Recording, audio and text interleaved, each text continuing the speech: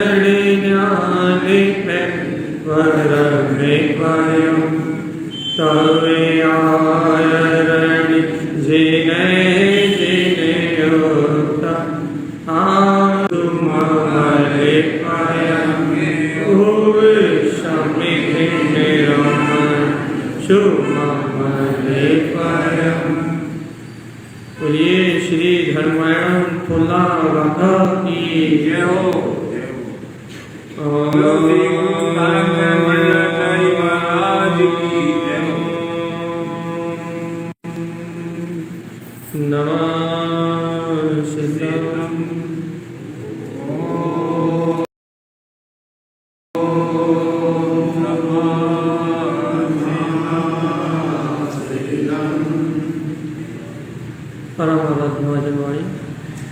सद्गुरु तारण स्वामी और सर्वज्ञ परमात्मा की वीतराग में वाणी श्री धर्मायण फुल्लागाथा जी,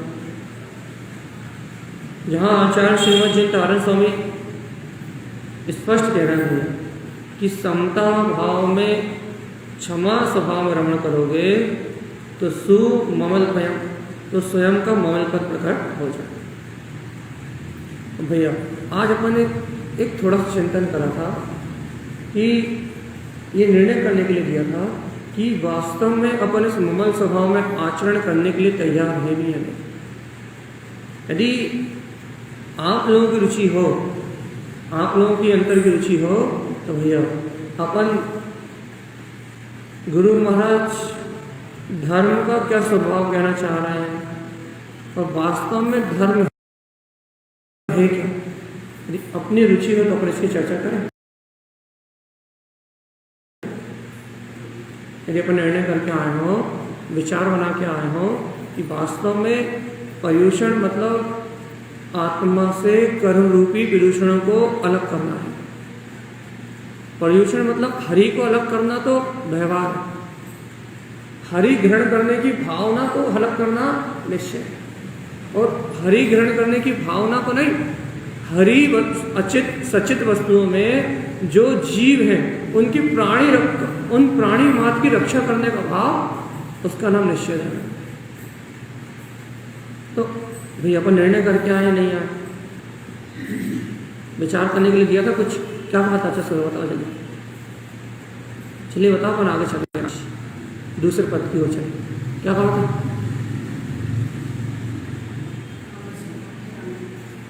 हमने सुबह कहा था कि भैया वही लोग आना जो विचार करके आओ, और जो विचार करके नहीं आए हम लोग नहीं आए, कहा था।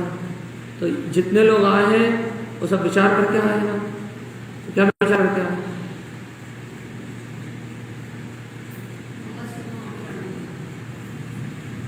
अच्छा, हमारे प्रश्न का बता दो, हमने सब क्या प्रश्न छोड़ा, क्या विचार करने के लिए कहा?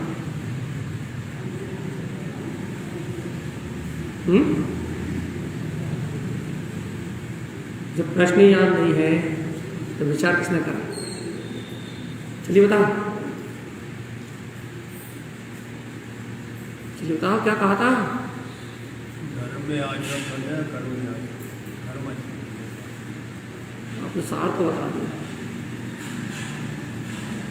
भैया। देखो, विचार बना के आना था कि अपने को कर्मों में आचरण करना है, पुण्य पाप में आचरण करना है, धर्म में आचरण करना है।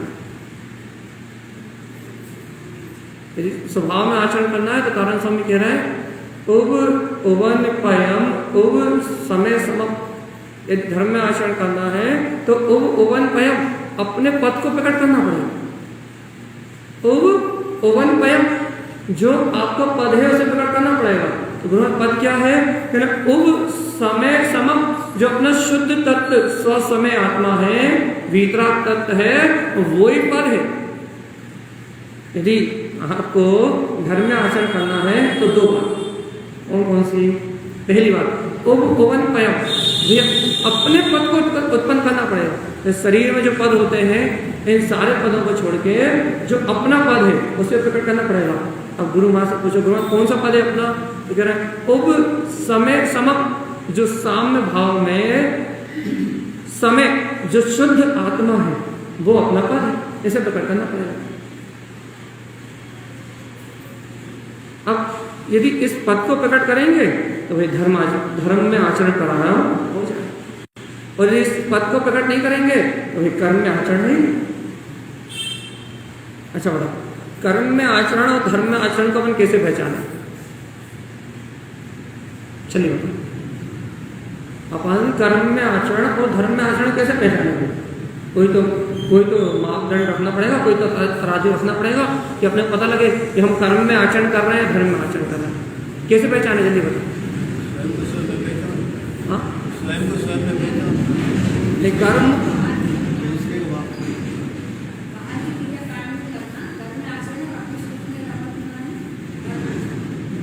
परिभाषा अच्छी।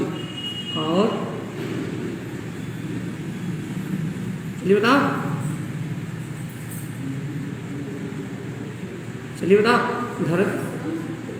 धर्म में आचरण करना और कर्म में आचरण करने में क्या अंतर है?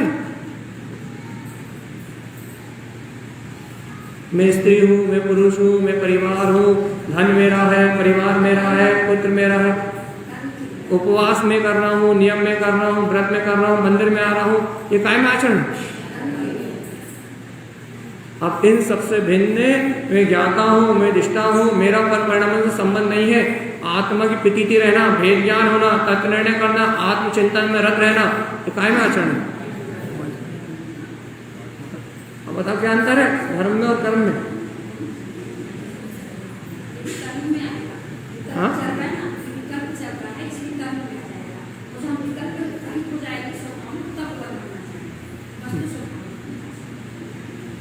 अभी व्यवहार आचरण की बात चल रही है, निश्चय आचरण की बात नहीं चल रही। चलिए बताओ, अभी जो अपन नियम, व्रत, उपवास को, व्यवहार को अपन धर्म मान रहे हैं, नियम, व्रत और क्रिया आदि को जो अपन अभी धर्म मान रहे हैं, वो धर्म नहीं। हमने सुबह कहा था कि अपना धर्म का प्रारंभ कब से हो गया?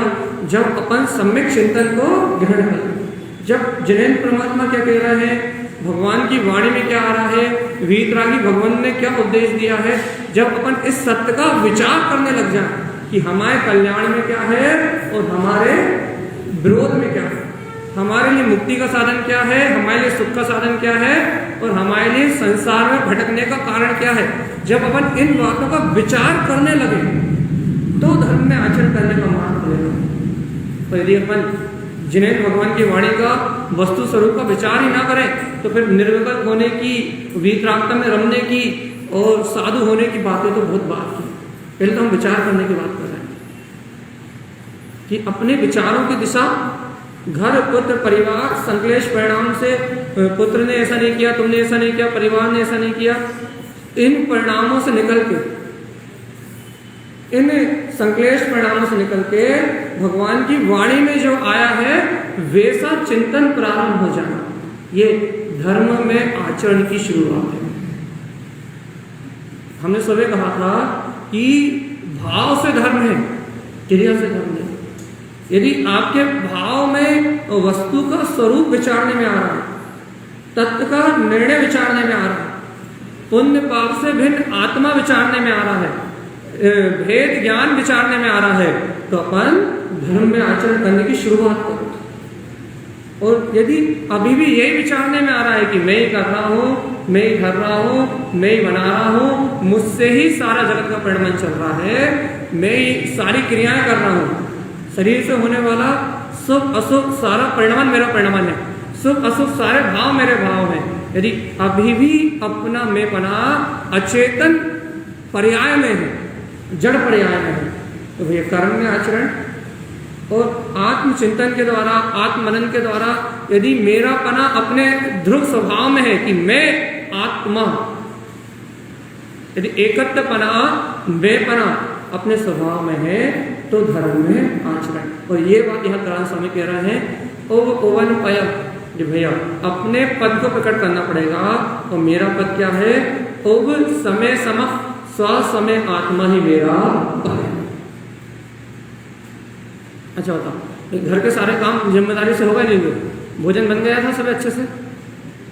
अंत हो गई? हुई या नहीं हुई? हो गई? अच्छा, एक आसन करा, एक टाइम एक आसन अच्छे से हो गया, फरारी हो गई अच्छे से। अच्छा एक बताओ, एक साल भर जीवन भर दुकान अच्छे चल रही है, घर के सारे काम अच्छे चल रहे हैं भैया, बच्चों की शादी करनी थी, मोड़ा मोड़ी की शादी हो गई नहीं भाई, सब काम हो गए नहीं हो गए संसार के, हो गए ना। तो बात ये थी कि पहले बच्चे थे तो टारगेट था क्या था कि बड़े पढ़ाई अच्छे से हो जाए, तो थोड़ी पढ़ाई हो गई तो टारगेट था कि नौकरी अच्छे से लग जाए, नौकरी अच्छे से लग गई तो फिर शादी ब्याह अच्छे से हो जाए, शादी ब्याह हो गया तो बच्चे अच्छे से सब सेट हो जाए, और बच्चे हो गए तो उनकी शादी अच्छे से हो जाए, अब शादी हो गई बच्चों की तो नाती पोते और हो जाए, है ना। तो संसार के सारे काम नाती पोतों को ब्याह हो जाए पूरे नहीं हो पा रहे भैया, ये बता संसार के सारे काम व्यवस्थित हो रहे हैं नहीं हो रहा है? रोकने की बात नहीं कर रहा है, ये तो समझ में नहीं आ रही कि हम नहीं कर रहे कि अपने जीवन का कभी लक्ष्य था पढ़ना, कभी था भैया परिवार का पालन करना, कभी था बच्चों को पालन करना, और बच्चों को पालन करने में लोगों का बच्चों की शादी हो जाए तो फिर तो फ्री हो जाएंगे, लेकिन शादी होने के बाद वो बहुत टेढ़ी आ गई तो दिक्कत, और वो बहुत सीधी आ गई तो वो फिर वो पे दिक्कत। ये बताओ कि कौन सा काम पूरा हो गया, ये बताओ बस। हाँ, कोई काम हुआ नहीं हुआ, कोई काम नहीं हुआ भैया, सब कल्पनाएं चलती रही, सब मन की कल्पनाएं चलती रही, पर का लक्ष्य बना के रखे रहे, और भैया मन में कल्पनाएं करते रहे कि ये काम पूरा हो जाएगा तो सुखी हो जाएंगे, ये काम पूरा हो जाएगा तो सुखी हो जाएंगे, ये काम पूरा हो जाएगा तो फ्री हो जाएंगे, मकान बन जाएगा तो फ्री हो जाएंगे, दुकान खुल जाएगी तो फ्री हो जाएंगे। लेकिन भगवान जैसे जैसे फ्री होने की कल्पना करते रहे बाहर से, वैसे वैसे उलझते ज्यादा गए, फ्री मिली तो छोड़ो अनंत गुना बिजी होगा भाई, कसाय बढ़ गई, संकलेश परिणाम बढ़ गए, छल कपट मायाचारी बढ़ गई, और अब क्या क्या नहीं बढ़ा, ये सब अपन क्या बढ़ा। भगवान आत्मा ये संसार के सारे काम तो भैया सब हो गए ना, फ्री हुए नहीं हुए भैया। इस संसार में कोई फ्री होने वाला नहीं, इस संसार में किसको फुर्सत मिलने वाली ही, कोई फ्री नहीं होता, कोई फ्री होने वाला नहीं, ना आज तक कोई फ्री हुआ। तुम सोचो कि कल हो जाएंगे, परसों हो जाएंगे, तो इस संसार से कभी फ्री होने वाले नहीं भैया। यहाँ चलती हुई रहट में, ये चलती हुई चक्की में, ये चलते हुए परिणमन में ही ये पुरुषार्थ जगाना पड़ेगा कि इन सारे संयोगों से, इन सारे पर्याय से, इन सारे परिणमन से मैं भिन्न गायक तत्व भगवान आत्मा हूँ। इस चलते हुए परिणमन में इसी समय इस बोध को जगाना पड़ेगा, तो भैया ओवन पयम तो अपना पद प्रकट होगा, और उस समय स्वयं जब वो स्वसमय आत्मा, वो परमात्मा तुम्हारे अनुभव में आएगा, तो भैया वो स्वसमय, वो शुद्ध आत्मा, वो मेरा स्वरूप है। और इस संसार के सारे काम तो चल रहे हैं, चलते रहेंगे, संसार कभी बंद होने वाला नहीं है, संसार कभी नष्ट होने वाला नहीं है, संसार कभी बंद होने वाला नहीं है। हाँ, तुम अपने संसार को नष्ट कर सकते हो, तुम अपनी मान्यताओं को छोड़ सकते हो, तुम अपने अज्ञान को छोड़ सकते हो, लेकिन ये संसार छूटने वाला है। संसार तो जैसे का तैसा रहेगा, जहाँ का तहाँ रहेगा। 6 काल का परिणमन तो जहाँ का तहाँ चलेगा। तो 60 काल के चक्र में, 6 काल के परिणमन में जिन जीवों को जन्म लेना है, मरण करना है, वो जन्म मरण करते रहेंगे, अनंत अनंत जीव जन्म मरण करते रहेंगे। लेकिन एक अपने को मुक्त होना है तो बताओ, यदि अपने को मुक्त होना है तो बताओ, यदि अपने को अपना कल्याण करना तो बताओ भैया। तो अपन धर्म की चर्चा करें, तो हम धर्मायण की चर्चा करें, क्योंकि धर्म की चर्चा से ना पैसा मिलने वाला ना दौलत मिलने वाली, और मिल भी जाता है, नारायण चक्रवर्ती जब पद मिल भी जाते हैं तो काक बीट सम लागत है। वो जो बीट ना लीपने के काम की, ना पोतने के काम की, उसके समान लगते हैं। तो धर्म से तो बाहर का कुछ होने वाला है। अब बताओ भैया, अब बताओ, अब धर्म करना है नहीं करना? हाँ, अब ये बात समझ में आएगी नहीं आएगी कि गुण आयरण धर्म आयरणम, कि गुणों में आचरण करना ही धर्म में आचरण करना है, और बाकी भैया गुणों को भूले तो सब कर्म में आचरण करना है। अच्छा एक बात बताओ, आत्मा अनंत गुणों का पिंड है, द्रव किसे कहते हैं? गुणों के समूह को द्रव कहते हैं। पर्याय किसे कहते हैं? बहुत बढ़िया, ये शरीर पर्याय है, ये किसका परिणाम है? हाँ, ये शरीर किसकी पर्याय है? गुणों के परिणाम को पर्याय कहते हैं, और ये शरीर किसकी पर्याय है? अब ये जीव आत्मा इसमें बीच में कहां से आ गया तो बता, क्योंकि गुणों के परिणाम को पर्याय कहते हैं, तो जीव के गुणों का परिणाम तो जीव तो दर्शन ज्ञान में स्वभाव वाला है, जीव के अंदर दर्शन ज्ञान में अनंत गुण विद्यमान है, तो जीव का परिणाम काय का होगा? गुणों का, और गुणों का परिणाम होगा तो गुणों की पर्याय कैसे होगी? जैसा गुणों का स्वभाव है वैसे गुणों की पर्याय होगी। अब जब गुणों की पर्याय कैसी होगी भैया? ज्ञान की पर्याय कैसी होगी? जानने होगी। दर्शन की पर्याय कैसी होगी? देखने होगी। अब भैया ये शरीर कहां से आ गया बीच में? ये शरीर मेरा, ये पुत्र मेरा, ये परिवार मेरा, ये धन मेरा, ये संपत्ति मेरी, भैया मैं किस रूप? स्त्री रूप, धन रूप, परिवार रूप, ये कहां से आ गया बीच में? चलिए बताइए, मुझे बताओ। गुणों के परिणाम को पर्याय कहते हैं ना, गुणों के समूह को द्रव्य कहते हैं ना, तो आत्मद्रव्य की पर्याय, आत्मद्रव्य की पर्याय गुणों की पर्याय कैसी? बताओ तो यार। आत्मा एक द्रव्य है, जीव द्रव्य है, इतना पाठशाला में पढ़ा है कि मैं जानने देखने वाला जीव द्रव्य हूं, इतना तो पढ़ा है ना अपन, और जानने देखने रूप गुण ही आत्मा में है। अब जानने देखने रूप गुणों का परिणाम कैसा होगा? जानने देखने रूप होगा नहीं होगा? तो भैया ये शरीर कहां से आ गया? ये घर कहां से आ गया? मकान कहां से आ गया? दुकान कहां से आ गया? पुतगल कहां से आ गया? हाँ, कहां से आया बताओ ना भगवान आत्मा?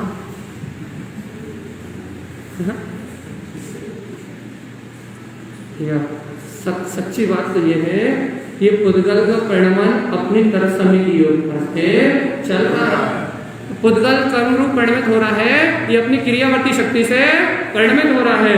बस जीव में जानने देखने की शक्ति है, जीव का उपयोग बहिर्मुख होने से, जीव की श्रद्धा मिथ्या होने से जीव को ये लग रहा है कि मैं कर रहा हूं, मैं कर रहा हूं, मैं बना रहा हूं, मैं चला रहा हूं। ये जीव को मैं चला रहा हूं, मैं बना रहा हूं, मैं कर रहा हूं, जो भाव है ना मिथ्या से मिथ्या ज्ञान रूप, ये जीव की परिणति है।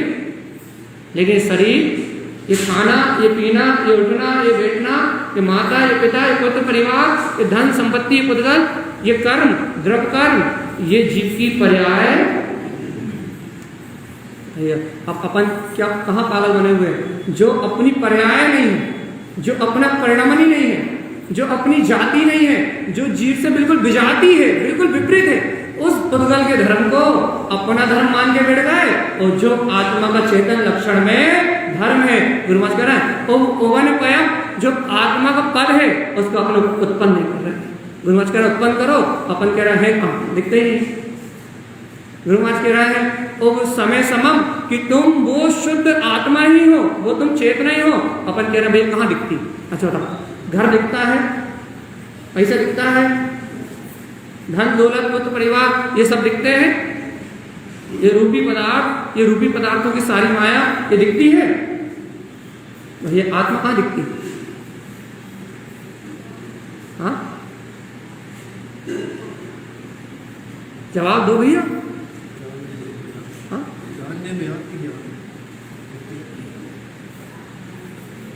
भैया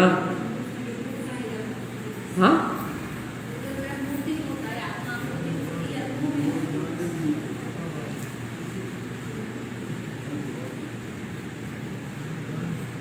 बताओ, बोलो, जवाब दो। क्या हम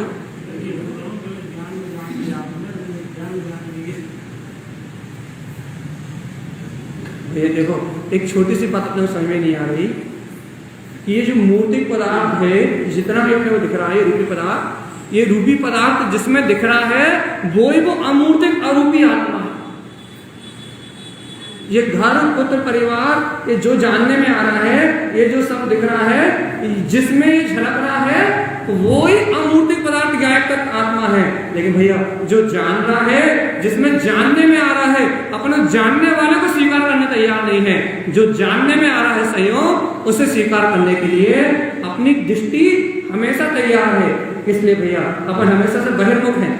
तीनों लोगों का नाथ होते हुए भी मैं दर दर का भिखारी बन के अपने सुख के लिए एक दूसरे से भीख मांग रहा हूँ, कहीं धन से, कहीं दौलत से, कहीं इंद्रिय से, कहीं विषयों से, कहीं भोग से, कहीं पाप से, कहीं कसाय से।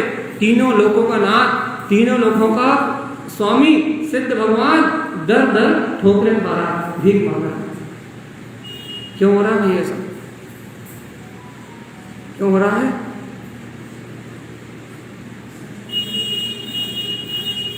तीनों लोगों को नाथ भीख मांग रहा है। अच्छा बताओ, अरिहंत परमात्मा, सर्वोच्च परमात्मा, उनके ज्ञान में कितना झलक रहा है? कितना झलक रहा है? सर्वद्रव पर्यायेषु केवल, पढ़ा था तत्वार सूत्र में, क्या पढ़ा था?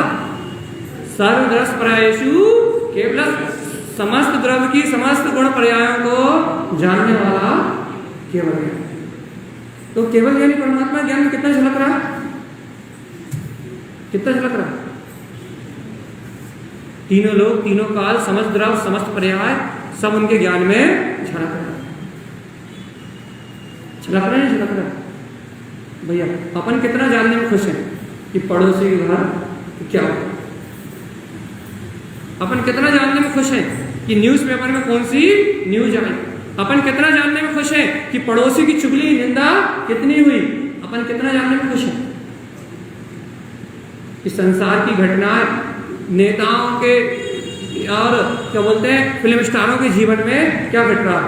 अपन कितना जानने में खुश है? बताओ जरा। आज शेयर मार्केट डाउन हुआ या ऊपर चढ़ा? आज व्यापार उठा या नीचे गिरा? कितना जानने में खुश है अपन?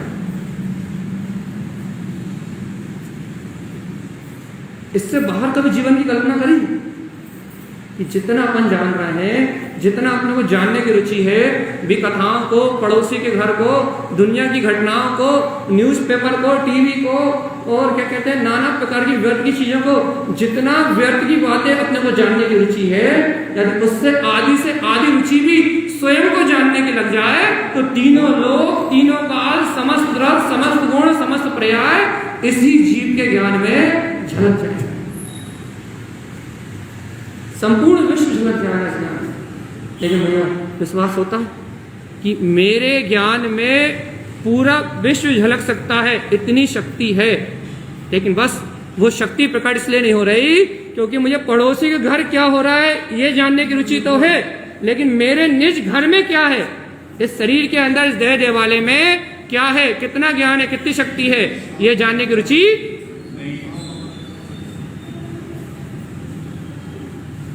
जल्दी बताओ भगवान।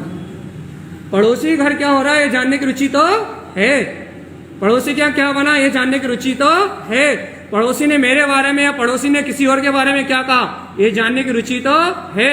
लेकिन मेरे अंतर में तीन लोक का नाथ, शाश्वत सिद्ध स्वरूप चैतन्य में वो ध्रुव शक्ति है इस देह देवालय में, क्या उसे जानने की रुचि है?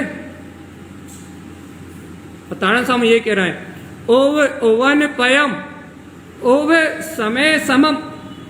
भैया उस पद को प्रकट कर लो। किस पद को? ओव समय समम, जो अपना समय स्वरूप परमात्मा है, उस पद को प्रकट कर लो, क्योंकि उस पद को प्रकट करना ही धर्म है भैया। और जब तक उस पद को प्रकट नहीं किया तब तक सारे क्रिया और कर्म। अब बताओ भगवान क्या विचार है? अच्छा एक बार बताओ, यूक्रेन कब से क्या बोलते हैं रूस की मार झेल रहा है? कब से झेल रहा है? कितने महीने हो गए हैं? कितने? 6 महीने हो गए? 3 महीने 4 महीने तो ठीक है, जितने भी। चलो भैया ठीक है। अपने को ये पता है कि यूक्रेन कब से वो त्रासदी झेल रहा है, कब से रूस की मार झेल रहा है, 3 महीने 4 महीने 6 महीने मान लो, पता है। और आत्मा इस कर्मों में, इस संसार में कब से जन्म मरण कर रहा है, जरा बताओ तो है। रूस में दया आती है? अच्छा, यूक्रेन में दया आती है? आती नहीं आती? वही यूक्रेन बेचारा कितने दुख झेल रहा है, कितनी त्रासदी झेल रहा है, वो रूस कितना दुष्ट है, कितनी दया आती, कितने कितने जीवों को मार दिया, दया आती नहीं आती? आती है? आ रही नहीं आ रही? नहीं आ रही? हाँ, न्यूज देख नहीं, न्यूज नहीं देखते?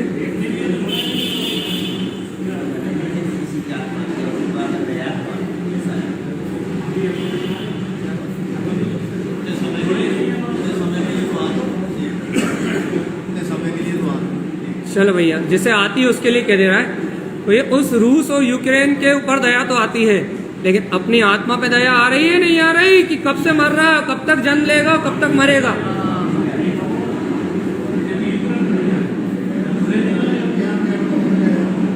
इसमें दया आ रही नहीं आ रही?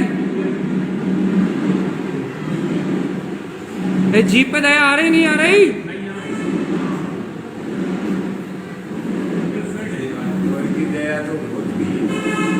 भैया, जब तक अपने आप पे दया नहीं आ रही, जब तक कुछ नहीं हो रहा। तुम्हारे लिए पहला दया का पात्र यदि कोई है तो तुम हो सबसे पहले तुम्हारे दया के पात्र। क्योंकि भैया, क्योंकि अपने ऊपर दया ना करके, अपना श्रद्धान ना करके, अपने आप को ना जान के, भगवान आत्मा अपना ही नुकसान करने वाला मैं स्वयं हूँ। भैया, अपन तो कहते हैं घाटा देने वाला पड़ोसी है, मारने वाला पड़ोसी है भैया, क्या बोलते हैं, हमारा शत्रु पड़ोसी है।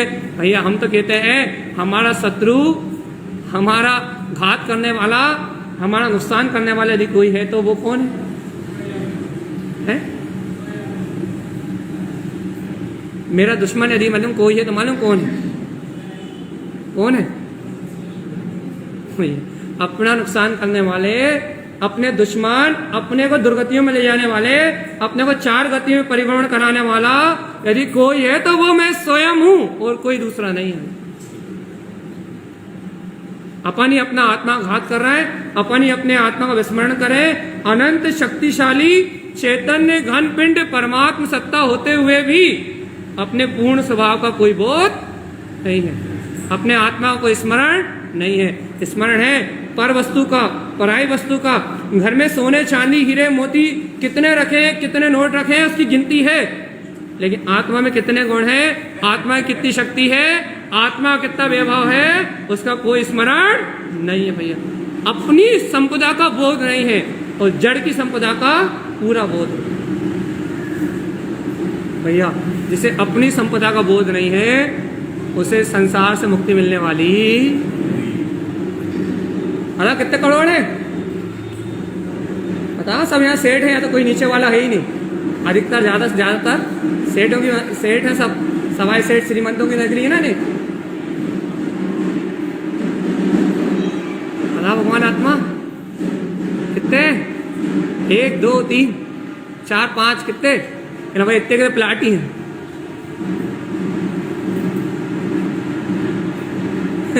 कहना भाई जितने का आप बोला, कहना उतने तो प्लाट पड़े मुझे वो कह दिए। कहना भाई जितने आप कह रहे हो, उससे ज्यादा के प्लाट है हमारे पास। भगवान आत्मा, बात से व्यक्ति चल रही है, कितनी चल रही है कि आचार्य देव कह रहे हैं कि जड़ संपदा है, आज नहीं छूटेगी तो 10 साल बाद छूटेगी, और 10 साल बाद नहीं छूटेगी तो आयु के अंत पे तो छूटेगी। लेकिन आत्मा में जो अनंत चतुष्ट है, आत्मा में जो अनंत गुण है, वो कभी छूटने वाले नहीं। उस चेतन संपदा का बोध नहीं, वो जड़ संपदा का बोध है भैया। इस जड़ के बोध में कब तक जियोगे बताओ? इस जड़ की सूरत में कब तक जीवन निकलेगा बताओ? 1 भाव 2 भाव अनंत काल से तो निकल ही रहा है, और कितने काल निकलेंगे? गिनती 1 भाव निकलेगा, 2 भाव निकलेंगे, 10 भाव निकलेंगे, अनंत भाव निकल गए, और कितने निकलेंगे? एक तो लाइट नहीं है, ऊपर से ये ढोल बज रहा है, और उससे ऊपर से भी ये सब चल जाए, ऊपर से आप लोग कुछ कह नहीं रहे। जल्दी बताओ, और कितने हम निकलेंगे? चलो भैया, अपन गुरु महाराज की बात कहते हैं। आपको नहीं सुनना, नहीं बताना, तो हम आप गुरु महाराज क्या कह रहे हैं सुना देते हैं। भैया एक बात बताएं, एक बात बताएं सही सही। ये मनुष्य भाव किनारा कहा जाता है, और उसमें भी सुनो जिनवाणी और वीतराग धर्म का सानिध्य, ये किनारा कहा जाता है। इस किनारे पे जो डूबता है उसके उभरने का कोई चांस नहीं होता, क्योंकि सर्वोत्तम पुण्य की हाईएस्ट अवस्था है, ये पुण्य की हाईएस्ट अवस्था है कि आपको वीतराग धर्म मिल गया, सुनने के लिए जिनवाणी मिल गई, ये हाईएस्ट अवस्था है। इसके आगे और कुछ नहीं है। ये जो आपको अवस्था मिल गई ना, ये जो अपने को सानिध्य मिल गया, तो बिल्कुल हाईएस्ट है। इससे आगे कुछ नहीं है, इससे ऊपर कुछ भी नहीं है। लेकिन यदि अपन यहाँ आके डूब गए तो फिर भैया उभरने का कोई चांस निकल जाता है।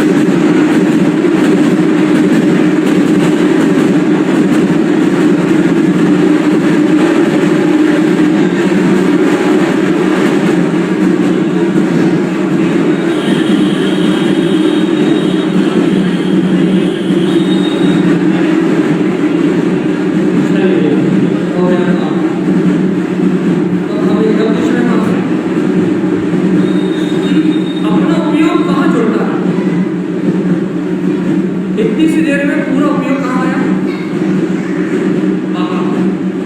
परिणाम कहाँ चले गए? बाहर। कितनी आपदा हो गई? लेकिन भैया इस समय भी ये स्वीकार हुआ कि वो परिणाम ही तो है, और किसका बांधा वो परिणाम है? ये अंतराय क्यों आया अपने को? अपने ही बांधे हुए घर में, अपने ही बांधे हुए घर में अपने को ही लेना आ रहा है भैया। देखो जब कर्म देने आते तो कितने बुरे लगते हैं, और बोल कर तो कितने बुरे लगते हैं। ऐसे जब कर्म अंतराय कर्म देने में आते हैं, पाप कर्म देने में आते हैं, जब कितने बुरे लगते हैं। लेकिन भैया जब अपन में बांधते हैं, जब इंद्रिय से कसाय में रख होके, पाप से कसाय में रख होके, अज्ञान भाव में रख होके, जब अपन उन्हें बांधते हैं, जब तब बुरे लगते हैं। सीधा सिद्धांत तो यही है ना, जब जीव कर्मों को बांधता है तब उसे बोध नहीं होता कि जो कर्म मन बांध रहे हैं वो हमें क्या फल दे। यदि जीव उस समय चेत जाए कि हमारे परिणामों से हमें क्या फल मिलेगा, हम जो विचार कर रहे हैं उससे हमें क्या फल मिलेगा, हम जो क्रिया कर रहे हैं उससे हमें क्या फल मिलेगा, यदि जीव उसी समय चेत जाए तो जीव भैया अपने आप ही उन परिणामों से विरक्त हो जाए, अपने आप ही उनसे भिन्न हो जाए। लेकिन भैया करते समय जीव सोया रहता है, करते समय जीव मूर्छित रहता है, और जब कर्मदेह में आते हैं फिर चिल्लाता भैया कि हमने ये सब क्या करा था, हमने ऐसा क्यों किया था, हमें ही सारी मुसीबत क्यों, हमारे ऊपर सारे दुख क्यों, हम ही सबसे ज्यादा परेशान क्यों, हमें इतने विकल्प क्यों। जब बुद्धि में आते हैं, जब रोता है, फिर जब करता है तब भूल जाता है। अच्छा बताओ, कितने साल की उम्र हो गई अपनी? सबसे कम उम्र वाले भाई बैठा हो 12-13 साल, और बाकी सब जो उम्र है सबकी 30 साल, 40 साल, 50 साल, 45 साल, और सब ऊपर हाई लेवल वाले। बताओ 70 साल की उम्र में, 60 साल की उम्र में, 50 साल की उम्र में, एक बात बताओ भैया, अपने अपने आत्म तत्व की साधना के लिए, स्वभाव की साधना के लिए अपने जीवन में कितने मिनट, कितने घंटे, कितने सेकंड खर्च करिए बताओ।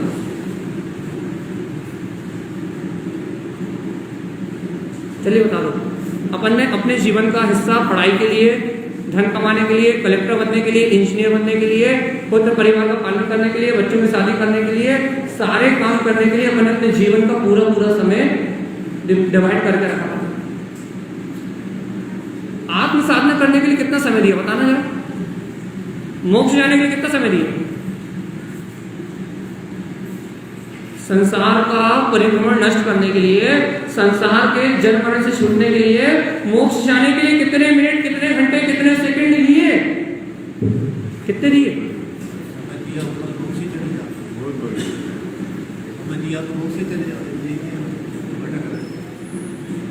मतलब अपन कह रहे हैं उत्तम कुल मिल गया, सुनो जलवाणी मिल गई, मनुष्य भाव रूपी आखिरी किनारा मिल गया।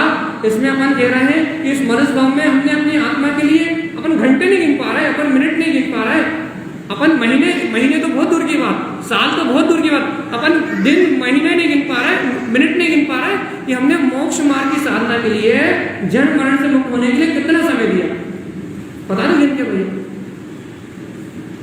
और यदि आप कह रहे हो कि बिल्कुल नहीं दे पाए, 1 मिनट भी नहीं दिया भैया, या हमने थोड़ा समय भी नहीं दिया, थोड़ा उपयोग भी अंतरात्मा के लिए नहीं लगाया, तो भगवान आत्मा इस पूरे जन्म में अपना पूरा लक्ष्य बच्चों का तो रहा, पुत्र परिवार का तो रहा, धन कमाने का तो रहा, इंद्रिय विषय भोग करने का तो रहा, लेकिन इस पूरे जीवन में अपना लक्ष्य कभी मोक्ष मुक्त मार्ग का रहा ही नहीं, मुक्त होने का रहा ही नहीं। भैया जब अपना लक्ष्य मुक्त होने का नहीं रहा तो बताओ आगामी गति क्या होनी है? और क्या कभी अपन इस भाव रूपी संसार से, क्या कभी इस भाव भ्रमण से कभी छूटने वाले हैं या नहीं? उदाहरण सुना देते हैं भैया, उदाहरण सुना देते हैं। भगवान महावीर का जीव इस संसार में जन्म लेके आया, संसार में था, संसार में जन्म लेके आया भैया, अपने साथ ही खेला बड़ा, क्योंकि भाई भगवान महावीर का जीव नए अपने साथ कितने बार कौन कौन से रिश्ते में रहा होगा भैया, कितनी करोड़ों पर्याय उसने धारण करी, आदिनाथ से मारीची के बीच तब उसने कितनी करोड़ों पर्याय धारण करी भैया। तो भैया फिर बाकी समय में भी वो जीव यही था। तो भैया भगवान महावीर का जीव अपने साथ खेला, अपने साथ पढ़ा, अपने साथ बड़ा हुआ भैया, अपने साथ ही घूमा चलती हुई यात्रा में। लेकिन भैया भगवान महावीर के जीव ने अपने से मित्रता करी थी, तो उसने अपने से कहा भैया एक काम करो, अब मैं आत्म कल्याण कर रहा हूँ, मैं भगवान बन रहा हूँ और तुम मेरे सच्चे मित्र हो, तो अब मैं भगवान बनने जा रहा हूँ, मैं सिद्ध हो रहा हूँ, मैं भगवान बन रहा हूँ और तुम मेरे सच्चे मित्र हो, तो मित्रता निभाना। अब तुम मेरे भक्त बने रहना, जीवन भर मेरी आरती करते रहना, जीवन भर मेरी पूजा करते रहना, जीवन भर मेरी भक्ति करते रहना, बोलते रहना भगवान महावीर स्वामी की। ये तो क्या कहते हमारे भगवान है, यही तो क्या कह रहे थे, नहीं कहा ऐसा, क्या कह रहे थे बता दो हमें जरा।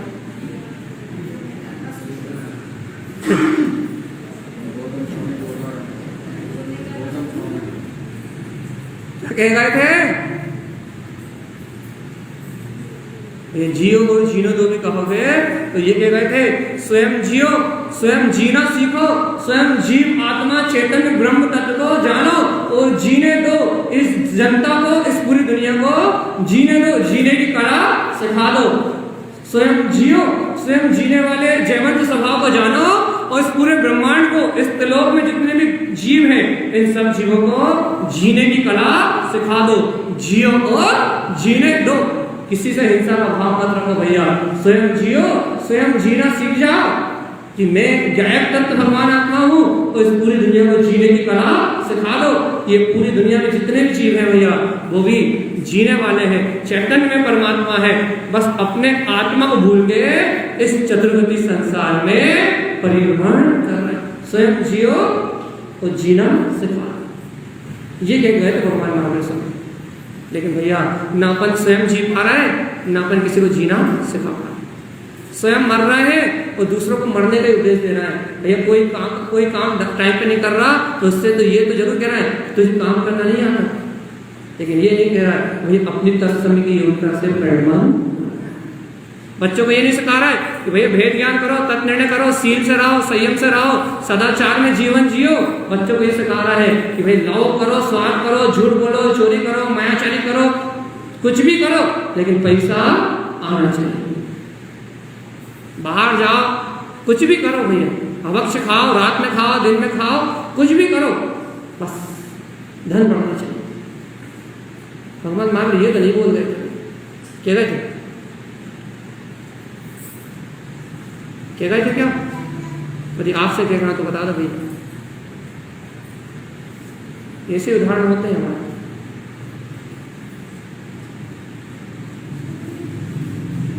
सही उदाहरण है बिल्कुल। कह रहे थे क्या? अच्छा बताओ, एक आदमी भी अपने बच्चे के लिए सपना देखा था, जब बच्चा पैदा हुआ था, ये भगवान महावीर बनेगा, ये तारण स्वामी बनेगा। किसी ने देखा था? कलेक्टर बनेगा तो देखा होगा, डॉक्टर बनेगा तो देखा होगा, इंजीनियर बनेगा ये तो देखा होगा। किसी ने ये देखा था ये हमारे घर तारण समूह, ये हमारे घर महावीर भगवान, ये हमारे घर जिनेंद्र परमात्मा बनने वाली आत्मा, किसी ने देखा था क्या? तो यह हम इन सब बातों को केके से भी ये बात बताना चाह रहे हैं कि यहाँ तारण स्वामी कह रहे हैं उब समय सम, जब तक अपने पद को उत्पन्न करने की भावना नहीं आएगी, तब तक उस पद का अनुभव, उस समय सार आत्मा का अनुभव नहीं होगा। तो भैया जब तक उसका अनुभव नहीं होगा, तब तक मुक्ति मिलने वाली नहीं है। कुछ भी कर लो हमारा आत्मा, मुक्ति मिलने वाली नहीं है। तो गुरु महाराज कह रहा है तम बिंद रमण उब शून्य सम, जब तक बिंद रमण, जब तक निर्विकल्प आत्मा में रमण नहीं करोगे, शून्य स्वभाव को पर भाव से भिन्न, जिसमें पर का प्रवेश भी नहीं है, आत्मा शून्य है। अच्छा, शून्य में दो जोड़ो तो कितना आएगा? शून्य में दो जोड़ो तो कितना आएगा? कितना आएगा? जीरो की नहीं कह रहा, शून्य कह रहा। शून्य में दो जोड़ो तो कितना आएगा? शून्य में दो को मल्टीप्लाई करो तो कितना आएगा? हाँ, शून्य में दो का भाग दो तो कितना आएगा? शून्य। शून्य में कुछ भी घटाओगे, कुछ भी जोड़ोगे, कुछ भी गुणा करोगे, कुछ भी भाग करोगे तो शून्य आएगा, उसके अलावा कुछ आने वाला नहीं है। ऐसे आचार्य भगवान कह रहे भगवान जी, ये आत्मा शून्य स्वभाव है, इसमें घर, दुकान, मकान, पुद्गल, परिग्रह, पाप, विषय, कसाय, किसी का भी गुणा करोगे तो रिजल्ट जीरो ही आएगा। यहाँ से आत्मा कुछ ले जाने का सामर्थ्य नहीं रखती, यहाँ से आत्मा कुछ होने वाला नहीं है। आत्मा पर भाव से शून्य है, तो अपने अनंत चतुष्टय से परिपूर्ण है भैया। इसमें ना कुछ घटता है और ना कुछ बढ़ता है। तम विंद रमण उब शून्य सम भैया, इसे निर्विकल्प आत्मा में रमण करोगे तो पर भाव से शून्य आत्मा की अनुभूति होगी। अब कितना कठिन लग रहा है ये बताओ। अच्छा ये बताओ, दुकान चलाना कितना कठिन है या नहीं है? दुकान चलाना कठिन है। और रोटी बनाना कठिन है नहीं है या नहीं? नहीं। ये भैया लोग कह रहे हैं दुकान चलाना कठिन है, आप लोग कह रोटी बनाना कठिन नहीं है।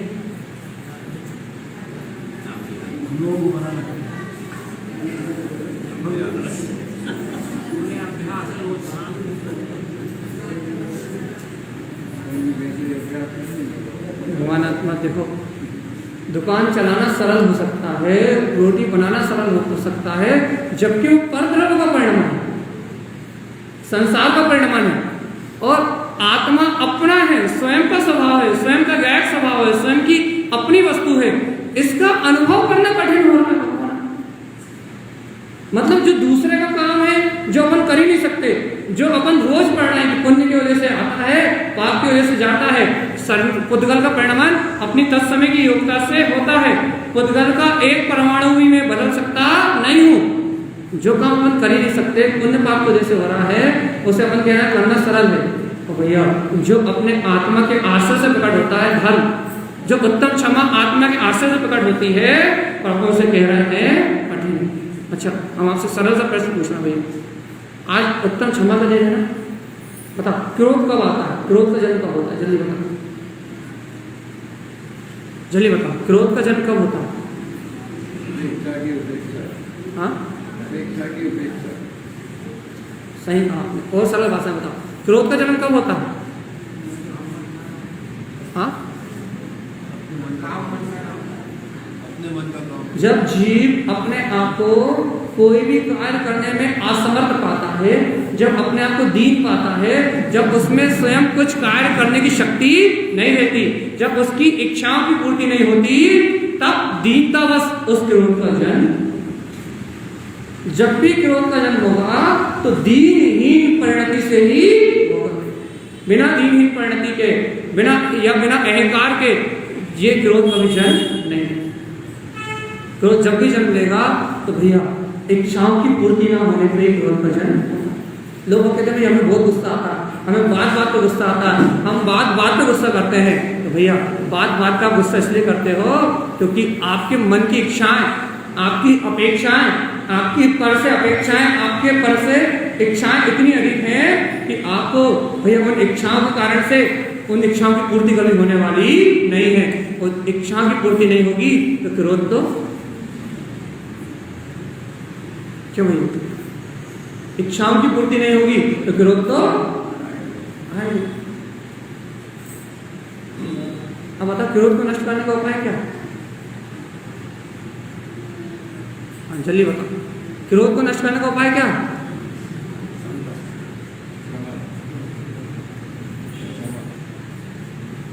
क्या उपाय? हाँ, इच्छाएं कम हो जाए, क्रोध कम हो जाए, अपेक्षाएं कम हो जाए, क्रोध कम हो जाए, चाहे कम हो जाए, क्रोध कम हो जाए। जब तक अधिक अपेक्षा है, जब तक अधिक चाह है, जब तक अधिक चाहना है, जब तक अधिक अपेक्षा है, तब तक क्रोध अधिक है। तो भैया जब अपेक्षा कम हो जाएगी, चाहना कम हो जाएगी, तो क्रोध अपने आप ही मिट जाएगा। क्रोध को मिटाने का उपाय मुंह पे पट्टी लगाना नहीं हो सकती, क्योंकि मुंह पे पट्टी लगा के तो मुंह बंद किया जा सकता है। सामने वाला दमदार हो तो मुंह से क्रोध नहीं कहा जाएगा, लेकिन मन में आग क्रोध की अग्नि जलना तो तब बंद हो सकती है। मन में अपेक्षाओं की अग्नि तो जलना तब बंद हो सकती है जब उन्हें तो भैया इच्छाओं का दमन हो जाए, जब उन इच्छाओं से भिन्न अपने आत्मा की भेद ज्ञान की ज्योति जल जाए, जब ये बोध हो जाए इस शरीर आदि से, इन इच्छा आदि से, इन जड़ चेतन भाव आदि से भिन्न में ज्ञायक तत्व भगवान आत्मा हूं, जब इस सत्य का बोध हो जाए तो क्रोध को जीता जा सकता है, तो क्रोध को नष्ट किया जा सकता है।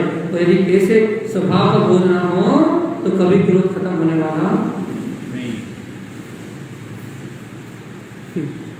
और अपन भैया यहाँ 10 लक्षण पर्व में यदि वास्तव में कुछ लेने आए हैं, वास्तव में यदि अपन कुछ ग्रहण करने आए हैं, तो भैया क्रोध, मान, माया, लोभ, इन भाव के प्रदूषण को यदि आप आत्मा से अलग करके इस जीव को समता, शांति और आनंद का अनुभव करा सको, यदि भैया इतना यदि अपन ने अपने जीवन में करा लिया तो अपन ने 10 लक्षण पर्व मना लिए। तो भैया नहीं तो अनादि काल से जैसा चल रहा है वैसा चलता रहेगा, मुक्ति का कोई काम करने वाला नहीं। अब आपको ये बात ऐसी लग रही हो भैया आप एक ही एक बात कह रहा हूँ, सही बता, जिस लेवल से हम चर्चा करते हैं वो चर्चा कर ही नहीं रहे, हम धर्माचरण बोलना कहीं नहीं। हमें पहले ही लोगों ने कहा भैया कि सुबह जैसे आपने चर्चा करेंगे ना बढ़िया ऐसे चर्चा करो, कि आप आत्मा आत्मा बोलते हो लोगों को समझ में नहीं आता, इसलिए हम आत्मा आत्मा बोल ही नहीं रहे। यदि आपको आत्मा आत्मा यदि आप तत्व शुद्ध तत्व की रुचिवंत हो तो दोपहर में आओ 2:30 से 3:30 सब पता लगेगा आत्मा चर्चा कैसे होती है, वो अलग बात है।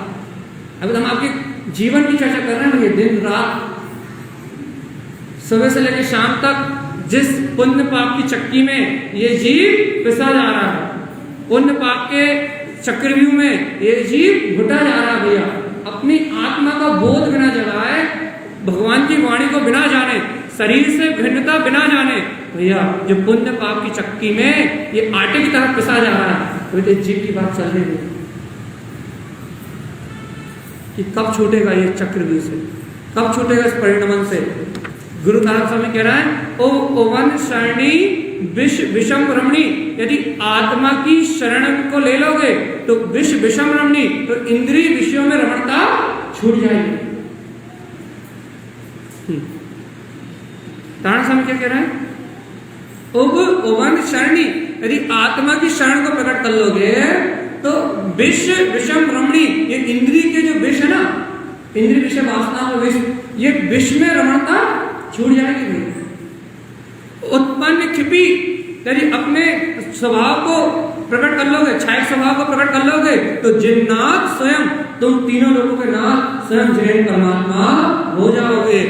भवयन भय क्षिपी अमीरस मुक्ति जयम, हे भव्य जीव भयों को नाश करके अमीरस मुक्ति जयम, इस अमृत रसायन का रसपान करो और मुक्ति जयम, भैया मुक्ति को प्राप्त करो। अब बताओ भगवान, ये भगवान की अमृत रसायन में वाणी ये अच्छी लग रही है नहीं लग रही, या कोल्ड ड्रिंक लेके आए,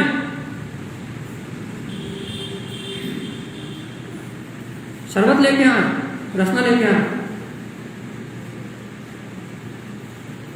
चलिए बताओ। गुरु महाराज कह रहे हैं भव्यान भय क्षिपी, ये संसार के जन्म मरण के भय को नाश करने वाली, संसार में भाव भ्रमण के भय को नाश करने वाली भव्यन भय क्षिपी अमीरस मुक्ति जयम, अमृत रसायन में जिनन भगवान की वाणी मुक्ति जयम, जो मुक्ति को प्रदान करने वाली है। ये अमृत रसायन में भीतराग वाणी, ये जिनन भगवान का उपदेश, ये तारण स्वामी की वाणी ये अच्छी लग रही है, ये अमृत रसायन अच्छा लग रहा है, तो भाई कोल्ड ड्रिंक मंगवाए। हाँ क्या करना है, कोल्ड ड्रिंक, हाँ चलिए बताओ। देखो कैसी दशा भगवान आत्मा, इतनी सरल भाषा, इतने सरल प्रवचन, भैया आत्मा की चर्चा नहीं करो तो वो भी नहीं कर रहे। अब तो सविक्ति सी बात कर रहे हैं कि भव्यन भय क्षिपी अमीरस मुक्ति जय, कि भव्यन इतने ही पूछ रहे हैं कि भव्यन भय का विनाश करने वाली अमीरस, ये जिनेन भगवान की वाणी अमृत रसायन में है, और इस रसायन को यदि आप पी रहे हो तो भैया ये रसायन मुक्ति जय। प्रदूषण का क्या अर्थ है भैया, आत्मा के प्रदूषण को ज्ञान के रसायन के द्वारा, जैसे लोहे में जंग लग जाती है ना तो उस पर अपन वो लगाते हैं प्राइमर, उस रसायन के द्वारा प्राइमर लगा लेते हैं तो अब वो लोहे की जंग नहीं लगती भाई, अपन ने रसायन कोक दिया तो अब लोहे पे जंग नहीं लगती। ऐसे ही करते ना भगवान आपको, ऐसे ही ये भगवान की वाणी रूपी अमृत रसायन, ये 10 धर्म रूपी अमृत रसायन, ये गुरु महाराज कह रहे हैं यदि अमृत रस यदि अच्छा लग रहा है तो मुक्ति जय, तो मुक्ति की प्राप्ति हो जाएगी। और यदि ऐसा लग रहा भैया बोर हो गए, 1 घंटा निकल गया भैया, एक घंटा निकल गया और भैया क्या समझ में आया, कुछ नहीं समझ में आया भैया, 1 घंटा निकल गया, भैया क्या अच्छा लगा, कुछ अच्छा नहीं लगा, 5-7 मिनट और बचे बस, भैया 1 घंटा बीत गया। गुरु महाराज की गाथा में क्या लिखा था भैया, तो भैया नींद आ रही थी भैया, कहाँ कुछ समझ में आया, दिन भर से एक टाइम भोजन करा था, सुबह मंदिर के दिन थक गए थे, फिर दुकान जाने में थक गए थे, यहाँ आके बैठे तो भाई आँख बंद हो रही थी, क्या सुनाया? कि ना कुछ नहीं सुना भैया। तो क्या समझ में आया? कि ना कुछ नहीं आया। सही बताओ भैया, हर साल जैसे पर्यूषण मनाने क्या, जैसे अनादिकाल से करते आ रहा है वैसे संसार में परिभ्रमण करना। जैसा 84 का चक्कर चल रहा है अनंत काल से, वैसे चक्कर चलाना है। तो ये परिवर्तन का समय है। आज से पहले दिन है, आप 2-3 दिन रुको जरा, आपको कुछ अलग अलग मिलेगा। पहले दिन है, आज से शुरुआत है। आज से पहला प्रवचन था, शाम को दूसरा। रुको, आप इंतजार करो 2 दिन बस। कल शाम से परसों सुबह से देखना, चेहरे बदल जाएंगे, इच्छाएं बदल जाएंगी। क्योंकि भैया खरबूजे को देख के खरबूजे का रंग बदलते ही, चिंता मत करो। आप 2 दिन सुनो जरा, भक्ति में डूबो जरा, आपकी भावनाएं बदल जाएंगी, आपके मन की दशा बदल जाएगी। भगवान आत्मा, ये मन जब तक असत्य को स्वीकार करता है, जब तक विषय पाप कसाय की ओर भागता है, और जब यही मन भगवान की वाणी को स्वीकार करता है, भगवान की वाणी का अमृत रसायन पीता है, तो यही मन आत्मनन, आत्मचिंतन और आत्म आराधना करने के लिए तैयार हो जाता है। मन दोषी नहीं है, बस मन को अपन ने सही दिशा नहीं दी, मन को अपन ने सही रास्ता नहीं दिखाया। अपन ने अनादिकाल से मन को बाहर में इंद्रिय विषय कसायों में रख रखा, इसलिए अपना मन पाप विषय कसाय की ओर भागता भैया, आत्मचिंतन की ओर नहीं भागता। लेकिन अपन आज यदि भगवान की वाणी से, जिन्हें भगवान के द्वारा दिए हुए अमृत रसायन से यदि भैया आज अपन ज्ञान अमृत का रसपान करेंगे, तो भैया ऑटोमेटिकली ये मन दुकान पे भी ये याद करा सकता भैया कि ये जो नोट आ रहे हैं ये पुण्य की वजह से आ रहे हैं, जो जा रहे हैं वो पाप की वजह से जा रहे हैं, मैं तो मां जान रहा हूं वो। अच्छा बता, करना क्या है? कितनी मेहनत है?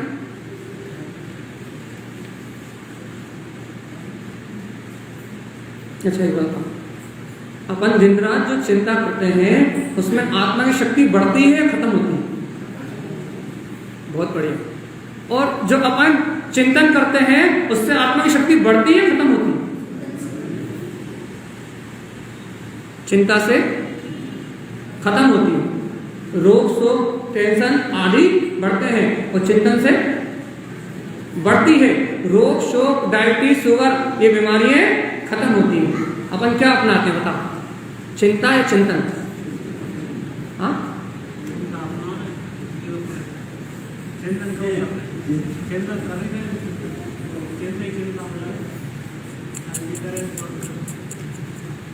जबकि रोज का पता है कि एक पत्ता भी अपनी सर्वज्ञ के ज्ञान में जैसा आया है वैसा ही 3 काल 3 लोग का परिणाम चल रहा है। एक पत्ता भी किसी की मर्जी से नहीं हिलता। स्वयं जिन्हें भगवान भी नीचे उतर के आ जाए तो भी किसी के परिणाम को बदल सकते नहीं है।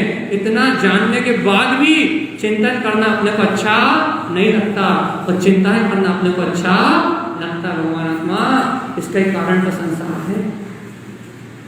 हमको कोई बहुत बड़ी बड़ी बातें नहीं बता रहे, हम आपको छोटी छोटी दैनिक जीवन की बातें बता रहे हैं भगवान आत्मा, कि अपन एक जीवन में चिंतन करने की प्रवृत्ति को अपना ले तो अपने आप ही चिंता खत्म हो जाएगी। देखो भैया, अंतिम बात कह के हम अपनी बात आज फिर पूरी कर रहे हैं। कल हम आपसे सुबह मिलेंगे उत्तम क्षमा धर्म पे, क्योंकि अभी तक मैंने क्षमा धर्म की चर्चा नहीं करी। अभी तक तो गुरु माया ने गुण आयरण धम आयरणम ये बात ही कही है कि भगवान ये जिन्हें भगवान की अमृत रसायन रूप वाणी का रसपान करोगे तो संसार के भय घिर जाएंगे, और अपने निज आत्मगुणों में आचरण करोगे तो भगवान आत्मा सारा अज्ञान, सारा अज्ञान अर्थात सारा संसार का परिणाम रह जाएगा। सिर्फ इतनी बात करी अपन ने, पर इतनी सी बात का निर्णय हुआ आज कि भैया एक प्रश्न फिर आज आपके लिए, भैया अपने को भगवान की वाणी का ये अमृत अच्छा लग रहा है तो विषय कसाया का चाहे, दिन रात का हाय हाय मैं तेरा तेरा मेरा मेरा मेरा मेरा तेरा तेरा, ये हाय हाय ये किल किल ये कसाय, तूने ऐसा क्यों नहीं किया, तूने वैसा क्यों नहीं किया, इतने नुकसान हो गया, इतने का फायदा हो जाता है, हमें कर लेते तो दिन रात की ये हाय हाय अच्छी लग रही है, दिन रात की कलेश अच्छी लग रही है, या भवियन भय खेपी अमीरस मुक्ति जयम, हे भव्य आत्मा इन सब भयों का विनाश करने वाली अमीरस मुक्ति जयम, अमृत रसायन में ये मुक्ति को प्रदान करने वाली ये भगवान की वाणी अच्छी लग रही है। निर्णय कर लो भैया, कल सुबह तक निर्णय कर लो, कल से अपन उत्तम क्षमा उत्तम मार्दव 2 धर्म अपने निकल गए हैं, तो कल सुबह उत्तम क्षमा और कल शाम को उत्तम मार्दव धर्म की चर्चा करेंगे। आज अपन ये निर्णय कर लें, आज सुबह मैंने ये निर्णय किया था भैया, क्या निर्णय किया था आज सुबह मैंने, चलिए बताओ क्या निर्णय किया था? हाँ बोलो।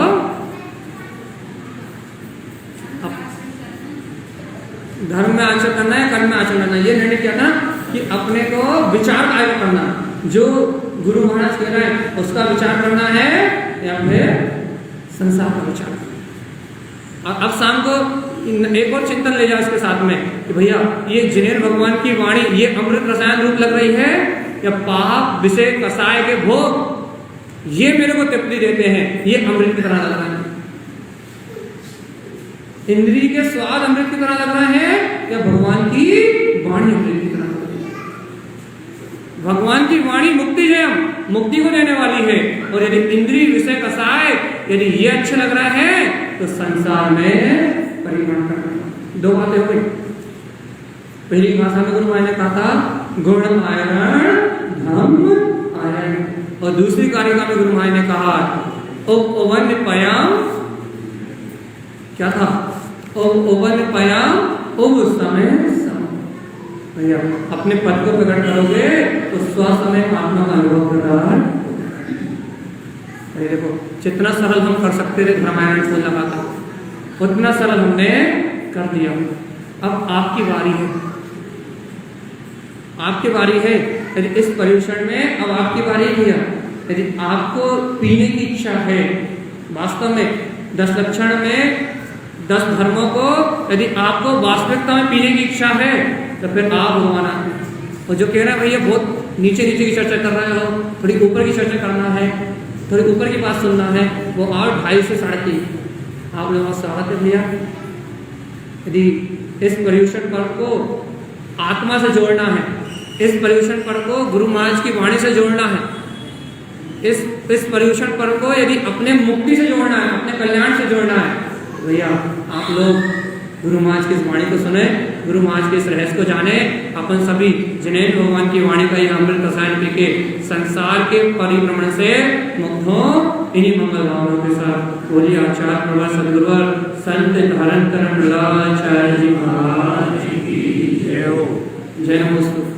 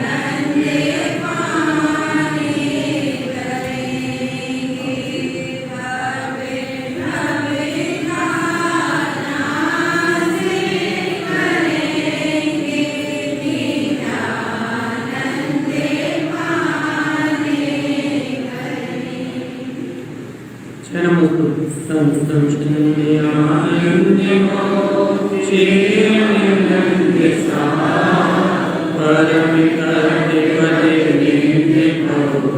ननियों से कृष्णवा गुरु से गुरु हुई गोपन ज्ञान से धारणी करणी समर्थ मुनि गुरु संसार धर्म जो तो जिन हरि हरि प्रति हरि पहचो नाश भय जो हमारे ज्ञानी करो देखो गुरु को धर्म को शास्त्री को परम